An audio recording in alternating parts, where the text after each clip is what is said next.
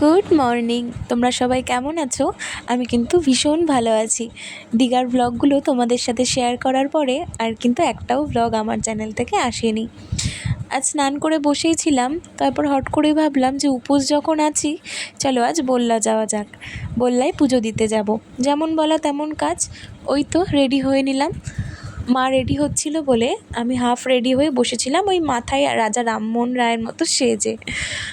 আসলে এটাই দেখছিলাম যে স্কিনটা কতটা পরিমাণে গোল্লায় গেছে। তারপর এইসব দেখতে দেখতে কি ভাবছো, এতগুলো চুড়ি কেন পরেছি? এতগুলো চুড়ি কিন্তু এবছরের নয়, হাফটা 24 সালের আর হাফটা 26 সালের। আমার একটা চুড়িও ভাঙেনি, তাই হাতটা ফাঁকা ফাঁকা লাগছিলো বলে সব কটা পরে নিয়েছি।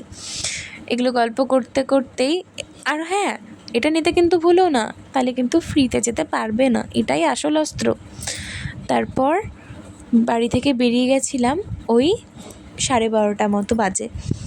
তখন বেরিয়ে মায়ের মন্দিরে প্রণাম করা তো মাস্ট, কোথাও যাওয়ার আগে আমার বাড়ির মায়ের কাছে প্রণাম করেই আমি বেরোই। ভাই রে ভাই, রাস্তাটার দিকে তাকিয়ে দেখো কি রোদ, এই রোদে যাওয়া যায়? যাব ভেবেই নিয়েছি, আর কি রোদ হোক আর বৃষ্টি হোক যেতে তো হবেই। তারপর আর কি বেরিয়ে পেয়ে গেছিলাম টোটো, অনেক ভাগ্য ভালো ছিল। টোটো করে বাস স্ট্যান্ড চলে গেছিলাম, আর আমরা না জাস্ট টোটো থেকে নেমেছি তখন দেখছি একটা বাস ছাড়ছে, আর কি দৌড় দিয়ে গিয়ে বাসটা ধরেছি যে এমনিই 1টা বেজে গেছে, এরপর গেলে হয়তো মন্দিরই বন্ধ করে দেবে। তারপর উঠে গেছিলাম একটা ফারাক্কার বাসে। কপাল ভালো ছিল যে আজকে সিটও ছিল, এখন তো স্টেট বাসে সিট পাওয়া যায়ই না। যাই হোক, তারপর বাস ছাড়তে কিন্তু অনেক দেরি ছিল, ফালতুই ভাবছিলাম যে এখনই ছাড়বে। এই যে এই কারণটার জন্যে না আমার এই গাড়ি ফাড়িতে উঠতে ভালো লাগে না, যেটাতে কাঁচ থাকে, মানে হাওয়া আসে। আমার চুলগুলো মানে একদম এই দিক থেকে ওই প্রান্তে চলে যায় উড়ে। তারপরে বললায় নামলাম, নেমে না প্রথমে রাস্তাটা ছায়াই ছিল, সেই জন্য আমি আর মা ঠিক করলাম যে আজকে 10 টাকা করে খরচ করব না, এমনি আমরা হেঁটেই চলে যাবো। আর এই তো বললার গেটটা তোমরা দেখে নাও, তোমরা তো সবাই দেখেছোই। যাই হোক, তাও একটা ভিডিও নিয়েছিলাম। তারপর আর কি, যা হয় আমাদের তো কপাল। মাঝ রাস্তায় গিয়ে যেমন রোদ তেমনই, মানে তখন বলছিলাম যে মানে কি দেখে এলাম, আর এখানে কি ফালতুই টোটো, আর তখন হাফ রাস্তা থেকে টোটো নিয়ে লাভও হতো না। তখন অলমোস্ট বাজে 1:30, তোমরা খালি মন্দিরের ভিড়টা দেখো।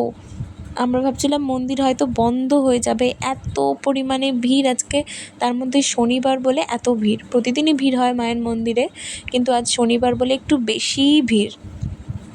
তারপর মায়ের মন্দিরের সামনে গিয়ে এই যে আমাদের মা, যাকে দেখার জন্য এত কিছু, মুখটা দেখলেই না মনে হয় যেন সব ঠিক হয়ে গেছে, আর কোনো জীবনে কষ্ট নেই। তারপর মায়ের দর্শন করলাম, মাকে মন ভরে দেখলাম। আজকে আর আমরা ভেতরে ঢুকিনি, আমরা আজকে শিব মন্দিরটাতে পুজো দিয়েছিলাম, মায়ের মন্দিরে আর ঢুকিনি। মাকে তো দর্শন করলামই, দর্শন করাটাই তো মনের শান্তি বলো। তোমরাও কিন্তু অবশ্যই মায়ের কাছে মনের আশা বলো, তো সব পূরণ হবে। আজ আর এখানে দাঁড়াইনি, সোজা চলে গেছিলাম শিব মন্দিরের দিকে। একবার ওখানে গেলে না, ভেতরে না ঢোকা অবধি কেমন জানি একটা মনে হয়। যাই হোক, আজ আর ঢোকা হয়নি, আবার অবশ্যই যাব মায়ের মন্দিরে। তারপর চলে গেছিলাম শিব মন্দিরের দিকে। আমি না প্রত্যেকটা শ্রাবণ মাসের জল এখানেই ঢালতে আসি। কেন জানো? এখানকার পুরোহিতটা না সব সময় মন্দিরে থাকেন আর সব মন্ত্র বলে বলে জল দেয়। আমার কেন জানি না এখানে এসে জল ঢালতে ভীষণ ভালো লাগে, তাই অতটা দূর থেকে আসলেও এখানে এসেই জল দিই প্রত্যেক সোমবার করে শ্রাবণের মাসের। বাদবাকি সোমবারে খুব একটা দেওয়া হয় না, বাদবাকি সোমবারটা ওই বাড়িতেই দিই, বাদবাকি শ্রাবণের সোমবারটা করে কিন্তু এখানেই দিই।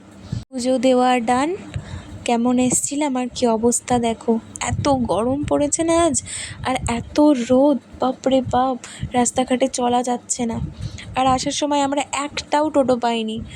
ওখান থেকে বেরিয়েছিলাম ওই আর কি 3:45 বাজে, তখন যেহেতু পুরো দিনটাই উপোস ছিলাম, তাই বাড়িতে এসে স্নান করেই আগে প্রদীপ নিয়ে গেছিলাম বাবার মন্দিরে। ওখানে প্রদীপ দিলাম, দিয়ে ওই সংকল্প করে ওই 10 মিনিট মতো বসেছিলাম, কারণ আমার বজরংবলী মন্দিরে যাওয়ার ছিল, সেই জন্য আজকের পুরো পুজোটা না দেখতে পারিনি। কোথাও পুজো দেখতে বসলে মনে হয় না যে দেখতেই থাকি, ওখান থেকে যে উঠে আসবো সেটা আসার ইচ্ছেই হয় না, আর আসতে হয়ও না। আজকে কি হয়েছে জানি না, আমি কিন্তু যাচ্ছিলাম বজরংবলী মন্দিরে, হঠাৎ করে ওদিক দিয়ে একটা কাজ পড়ে গেল, আর কি মায়ের দর্শনও হয়ে গেল। বুড়ামাতলা গিয়েও আজ পুজো দিয়েছি। যেহেতু উপোস ছিলাম তাই আজ আর কোনো বাধা নেই। এখানেও আসলে কিন্তু একটা আলাদা শান্তি আছে, আর যদি সেটা সন্ধেবেলা হয়। দেখো পুরো মন্দিরটা কি ভীষণ ভালো লাগছে দেখতে। বেশিক্ষণ দেরি করতে পারিনি, আজ কোথাওই বেশিক্ষণ বসতে পারিনি। আসলে একটা কথা কি জানো, কুসংস্কারের মতো শুনতে হলেও সত্যি, যেই ভগবান তোমায় নিজের মন থেকে একবার ডাকবেন না, তুমি সেখানে না গিয়ে হয়তো পারবে না। হয়তো তোমার অনেক সেদিন কাজ আছে, অনেক বাধা আছে, অনেক ব্যস্ত তুমি, কিন্তু ঠিক তুমি কোনো না কোনোভাবে সেখানে গিয়ে অবশ্যই উপস্থিত হয়ে যাবে। তারপর বুড়ামাতলা থেকে বেরিয়ে এবার মা ক্যাফেতে চলে গেছিলো, আর আমি চলে গেছিলাম বজরংবলী মন্দিরে। সেই বজরংবলী মন্দির আমাদের বালুরঘাটে। বজরংবলী মন্দিরে গিয়ে আর কোনো ভিডিও আমি নিতে পারিনি, কারণ সেখানে আমার চালিসা পড়া ছিল, অনেক দরকার ছিল, যেটার জন্য আজকে আর কি যাওয়া। উপোস করে আজকে যাব সেটা আগে থেকেই ভেবে রেখেছিলাম। তারপর বজরংবলী মন্দির থেকে বেরিয়ে আমি বাড়ি আসার সময় আর কোনো ভিডিও নিতে পারিনি। বিশ্বাস করো, আমার শরীরে না আর কোনো এনার্জি ছিল না। এমনি আজকে উপোস করেছি গ্রহরাজের উদ্দেশ্যে শনিবার জন্যে। তো প্রথমে গেছি, বললাম, মায়ের কাছে পুজো দিয়েছি, বাবার কাছে পুজো দিয়েছি। দেওয়ার পরে বাড়ি এসেছি। বাড়ি আসতে বেজে গেছে সন্ধ্যে 6টা।